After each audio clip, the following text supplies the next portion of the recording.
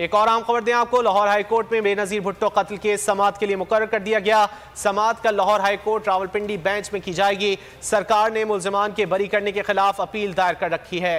Police अफसरान की सजाएं खत्म करने की अपील पर भी समाअत होगी। आसिफ जरदारी की मुल्जिमान की सजाएं बढ़ाने की अपील पर समाअत होगी। परवेज मुशर्रफ के खिलाफ अपील खारिज होने का इम्कान है। लाहौर हाईकोर्ट में बेनजीर भुट्टो कत्ल के समाअत कर लाहौर हाईकोर्ट रावलपिंडी बेंच में की जाएगी। सरकार ने मुल्जिमान के बरी करने के खिलाफ अपील दायर कर रखी है। पुलिस अफसरान की सजाएं खत्म करने की अपील पर भी समाअत होगी। तफसीलात जान लेते हैं बोल न्यूज़ के नुमाइंदे वसीम चौधरी से। वसीम, आगाह कीजिए।